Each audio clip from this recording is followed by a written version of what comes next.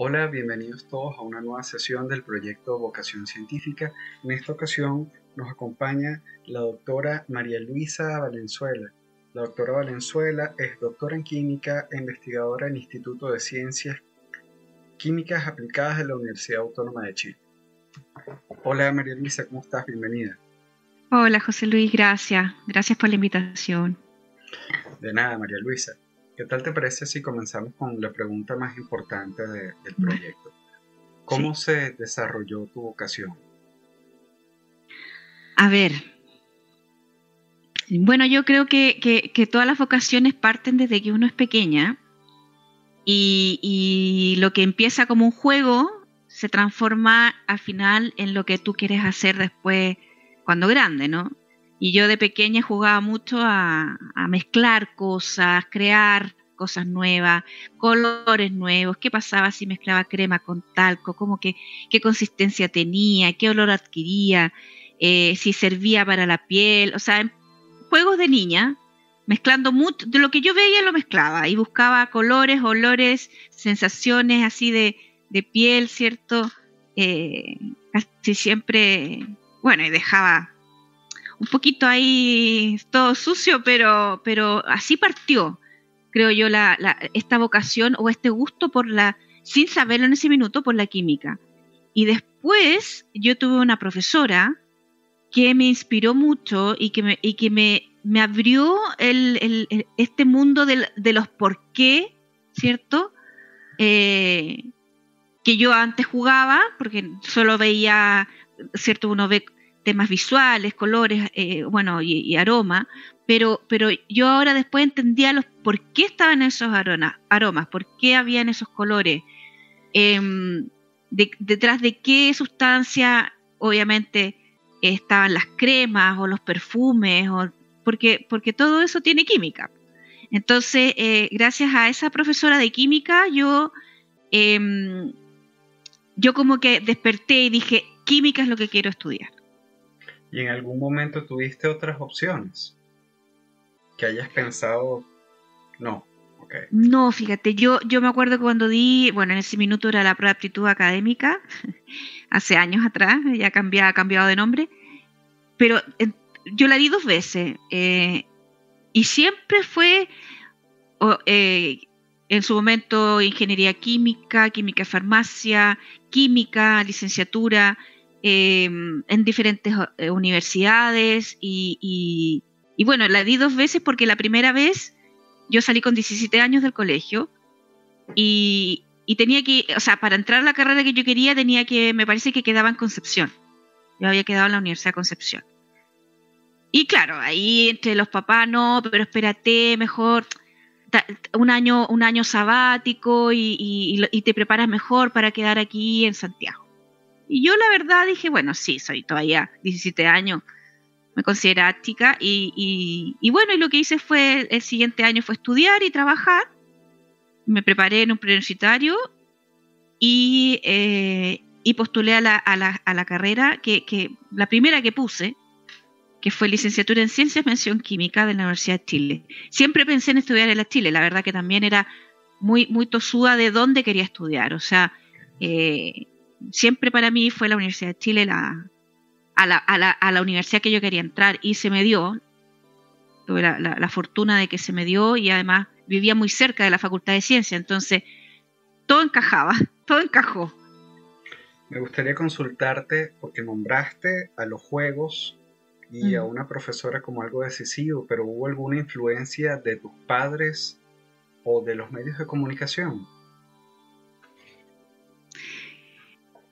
No, Okay. no, la verdad es que de mis padres, bueno, yo creo que quizás algo de mi madre, porque mi madre había entrado a estudiar nutrición y dietética en su momento. Y, y bueno, y también me enteré, como en esa época, que yo era familiar indirecto de Hermann Niemeyer, que es un científico que tuvo fue muy potente en los años 70, 80, y era primo de mi abuela. Entonces, cuando yo supe eso, dije, por ahí viene esa parte más genética, quizá, porque ella era como, no sé, prima o sobrina en cuarto nivel ¿no es cierto?, de Hermann Niemeyer, y después me enteré que el hijo trabajaba también en la misma facultad que yo estaba estudiando. Nunca me acerqué porque él estaba estudiando, él era químico, pero él estaba más para el área biológica. Pero yo creo que por ahí nace un poco esta vocación, un poco por mi madre, que también empezó, no terminó la carrera, prefirió casarse. Y ¿cómo se llama esto? Y por ahí yo creo que viene la beta un poco más genética quizás de esto de la ciencia, ¿no? Porque ya tenía un pariente súper potente en lo que era la ciencia. Claro. Me gustaría preguntarte, ¿qué es para ti un científico? Bueno, un científico es alguien que está constantemente preguntándose los por qué o los para qué y que siempre está intentando responderse a esas preguntas. Ese es como el científico a nivel macro, ¿no? En una constante búsqueda del conocimiento, de encontrar respuesta a algunas cosas que uno se pregunta, y en segunda medida, un científico, yo también lo podría indicar que somos muy emprendedores. La ciencia también tiene de emprendimiento, porque cuando tú te preguntas los porqués o los para qué, siempre estás tratando de crear algo nuevo, que a veces fallas, obviamente, y a veces la aciertas. Y en eso también somos muy tolerantes a la frustración, porque la verdad es que muchas veces más fallamos que la acertamos. Entonces vivimos en constante frustración, pero nos reinventamos también constantemente. María Luisa, ¿en qué momento te sentiste tú científica? Yo me sentí científica, yo creo que al segundo año carrera. Tuve la fortuna de entrar muy tempranamente a trabajar en los laboratorios de investigación de mi facultad, en un grupo muy, muy cohesionado, muy, muy entretenido además. Y claro, ya cuando yo empecé a montar todo mi aparataje para hacer reacciones, cuando empecé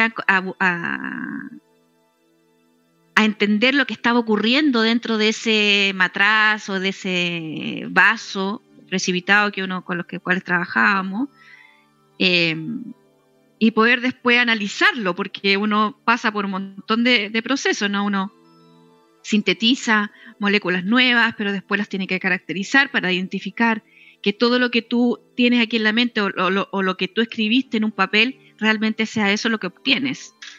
Entonces yo ahí ya me empecé a sentir científica al segundo año de carrera, sí.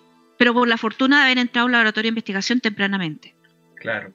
Ahora, tú terminaste la carrera y pudiste haber tomado otro camino en tu vida, pero decidiste continuar tus estudios, hacer un doctorado y seguir en investigación. ¿Por qué? Por lo mismo, porque me gustó mucho el trabajar en los laboratorios, en trabajar a tu ritmo, porque, bueno, tienes siempre a un tutor, ¿cierto? Un jefe que en realidad es tu profesor. Y tu profesor al final no es un jefe, es más bien tu guía, tu mentor. Y tuve un excelente mentor, tanto aquí como en España, porque también hice un trabajo en España. Entonces, para mí mis mentores fueron súper importantes porque me acercaron y me motivaron a desarrollar mis ideas. No iba tanto a desarrollar sus propias ideas también, pero en la discusión, en escucharme lo que yo creía, lo que yo pensaba, eso me validaba, entonces eso me hizo sentir muy bien.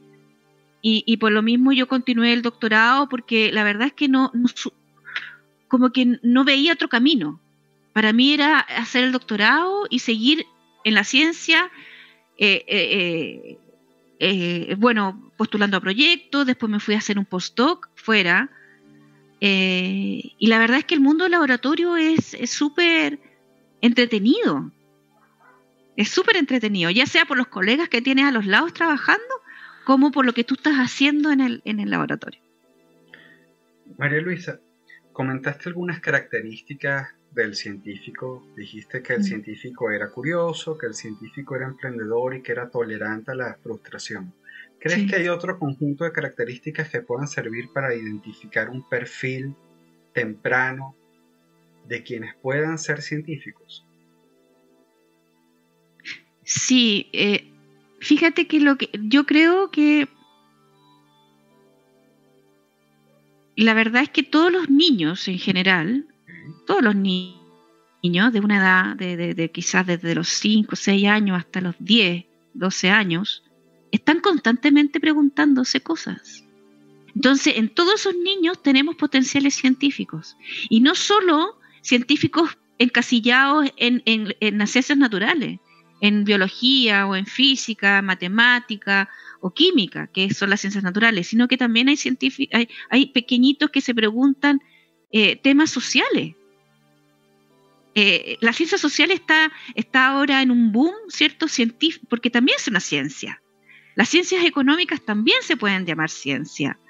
Entonces, hay todavía un mundo de científicos que tienen quizás más habilidades blandas que habilidades duras. Nosotros como científicos de ciencias naturales somos más de habilidades duras, la física, las matemáticas, pero hay las ciencias blandas a las que uno llama sociología, ciencias sociales, humanidades, todo eso. Entonces estamos llenos de niños, sobre todo en esas edades, que son potencialmente científicos. Ahora, después, obviamente, van descubriendo otras facetas, otros gustos, pero en épocas tempranas tú te puedes dar cuenta quién tiene pasta para ser científico, de todas maneras. Lo que pasa es que a veces no logran desarrollarse del todo, o no logran entenderlo bien, ¿no? Y se van por otros caminos, pero yo creo que sí, que uno si observa a sus hijos, perfectamente puede saber si está con un científico a futuro. Quisiera retomar lo que acabas de comentar de que algunos no terminan desarrollándose en esa área. Vamos a suponer que no es una cuestión voluntaria, que es involuntaria. Me gustaría preguntarte ahora por tu experiencia y lo que has sabido acerca de las barreras, limitaciones, prejuicios. Inclusive en una entrevista me hablaron de hostilidad dentro del mundo científico que limita que esas vocaciones se desarrollen. A ver, lo que pasa es que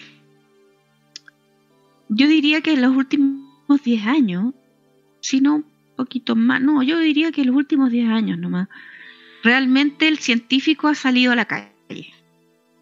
El científico ha estado ahora exponiendo un poco más lo que hace dentro del laboratorio. Y hay una generación de científicos que nunca lo hizo y no lo va a hacer porque se creó dentro de las 4 paredes de su investigación y ahí se quedó. Hay una generación más adulta que no se acercó a los colegios, no se acercó a las ferias a contar lo que hacía. Desde, te digo, hace 8 años aproximadamente, o 7 años, yo ya estoy participando en temas de Explora, yo voy a colegios a contar lo que hago, a ferias, hemos estado en la universidad donde yo estoy trabajando actualmente, hay todo un grupo de científicos que prepara experimentos, los lleva a los colegios para acercar a los niños a la ciencia. Entonces ahora la generación de ahora tiene más posibilidades de poder desarrollarse, porque ya no está esa limitancia de los mismos científicos antiguos que no salían de sus laboratorios. En cambio ahora sí, ahora estamos saliendo. Y obviamente la ciudadanía lo acepta y lo recibe súper bien, súper bien. Ya sea, yo lo he visto en las ferias, en los colegios, en actividades también que hacemos vía televisión, bueno, a veces entrevistas en la radio, entrevistas o programas de televisión. Entonces yo creo que en eso, yo creo que se ha abierto ese mundo de la comunicación de la ciencia, ¿ya? Gente como de mi edad, incluso más jóvenes, o desde mi edad hacia más jóvenes, ya estamos en esto de estar contando lo que hacemos y obviamente a grupos pequeños, ¿no? A los de colegio. Y lo que sí yo veo que hay una brecha un poco más complicada de abordar y que también en los últimos, yo diría, 2, 3 años nomás, se está abordando es la brecha de género. ¿Por qué? Porque obviamente hay carreras que están dominadas por los hombres y se está llamando, ¿cierto?, a que las mujeres entremos también en carreras más tecnológicas, las carreras STEM, que son las llamadas científicas tecnológicas, ¿cierto? Que entren más mujeres a física, matemáticas, a las ingenierías, porque también dentro de sus habilidades y competencias tienen mucho que aportar en esas áreas. Y eso yo creo que se va a ir abordando con el tiempo. Eso empezó hace poco, de buscar, de estrechar esas mismas barreras y que no haya tanta diferencia, ¿cierto?, de género entre carreras que están muy masculinizadas y otras carreras que están muy feminizadas. Entonces, la idea es que sea algo más equitativo. Y eso yo creo que se va a ir resolviendo con el tiempo, y todas las medidas políticas están apuntando a ello. Eso es lo que quería preguntarte ahora, si sientes que hay una estructura bien organizada que está intentando transgubernamental y transinstitucionalmente de cuidar las vocaciones y desarrollarlas. Sí, yo creo que hay muchas instituciones que ya están mirando con enfoque de género, ya sea las mallas, ya sea la contratación de personal, ¿cierto?, académico, buscando en su alumnado también encantar a las mujeres en temas de ingeniería, ciencia. Entonces, porque las leyes ya o sea, hay algo que lo está obligando un poco, ¿no? Porque obviamente hay leyes que ya están tratándose de esa forma y se tienen que aplicar, ¿cierto?, en las universidades, sobre todo. Y hay universidades que son un poco más abiertas y otras que son un poco más cerradas, pero en su momento se van a tener que ir adaptando. Porque si no, obviamente van a quedar fuera de la modernidad que viene ahora, ¿no? De actualizarse, de ir con el curso, ¿cierto?, que el país requiere, que al final es que más mujeres estén en cargos de liderazgo, que más mujeres sean rectoras, decanas, directoras de carrera, más mujeres estudien, ¿cierto?, carreras como ingeniería o ciencia. Entonces se van a tener que adaptar, obviamente. Claro. María Luisa, me gustaría preguntarte ahora, de cara a una persona que está buscando su vocación, ¿por qué vale la pena estudiar química? ¿Por qué vale la pena estudiar química? A ver,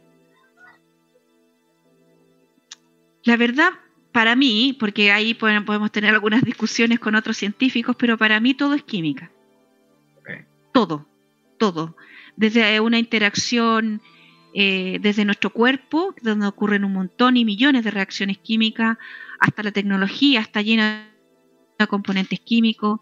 Los avances industriales también fueron gracias a la química, que no por ello también tuvieron estos efectos secundarios, ¿no? Que viene la contaminación, que se aprovechó o se exageró por ejemplo, en la industria del plástico, que ahora tenemos graves problemas del tema del plástico y la contaminación por ello, de los microplásticos, etcétera, del efecto invernadero, de los gases de efecto invernadero. También la química tiene algo de responsabilidad, ¿no? El área química, los científicos y los químicos, ya sea ingenieros químicos y químicos industriales.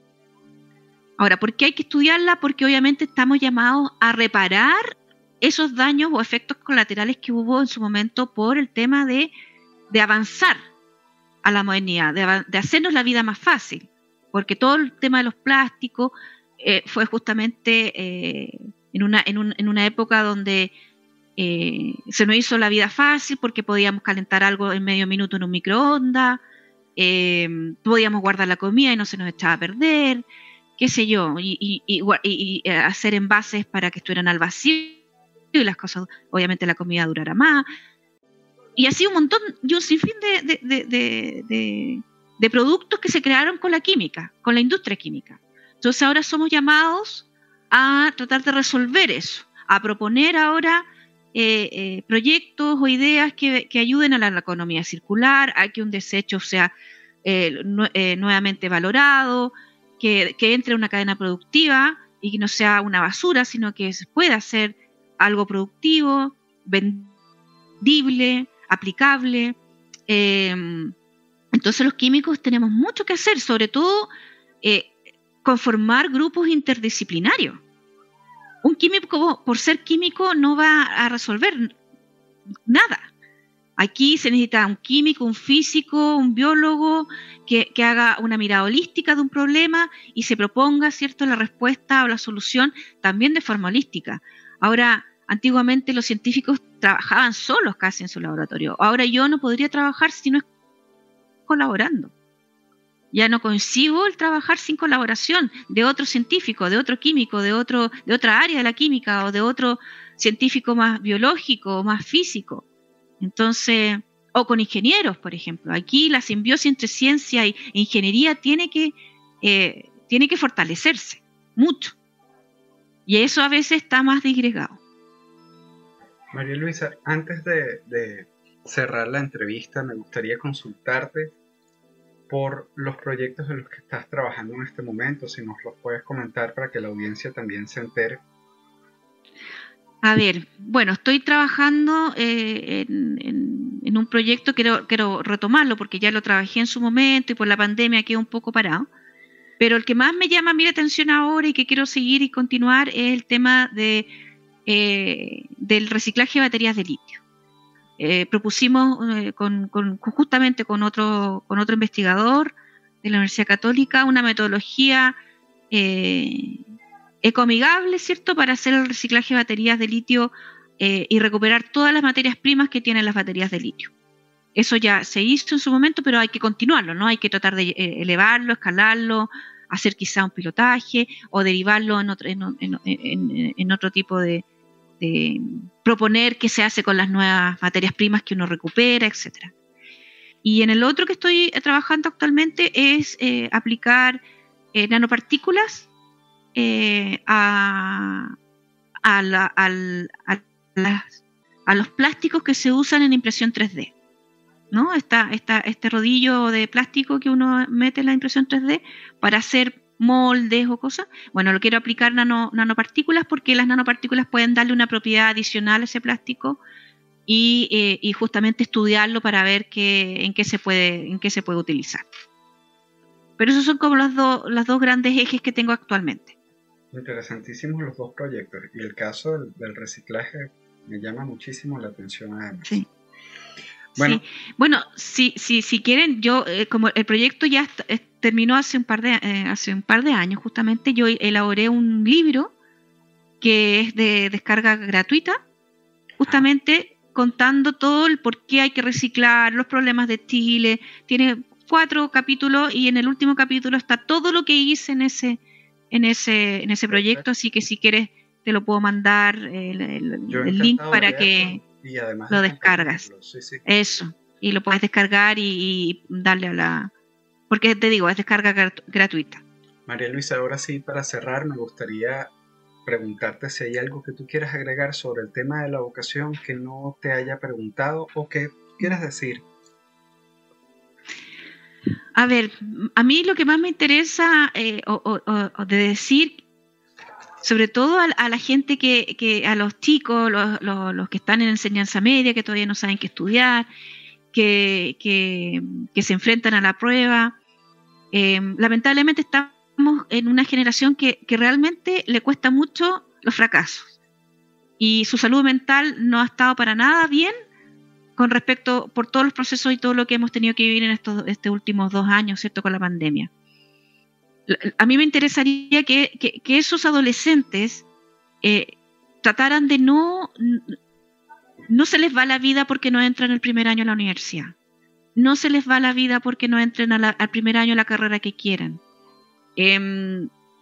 Creo que tienen que estar muy seguros de la carrera que eligen ya sea científica o no, es la seguridad porque eso es lo que vas a hacer y de lo que vas a vivir el resto de tu vida. Entonces tienen que elegir algo que realmente los apasione, les guste, les encante día a día.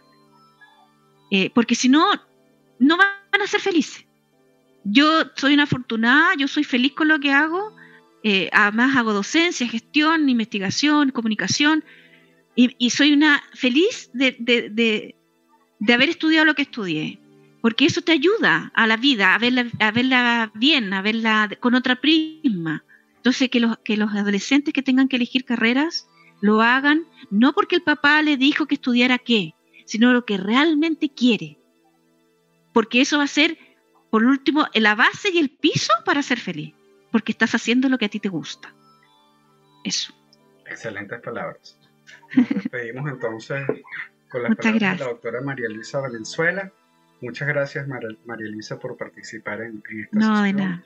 Muchas gracias De nada. también a todas las personas que estén viendo el video en este momento. Los invito obviamente a ver los enlaces en la descripción del video, incluyendo el libro de la doctora María Luisa. Y bueno, hasta una próxima oportunidad.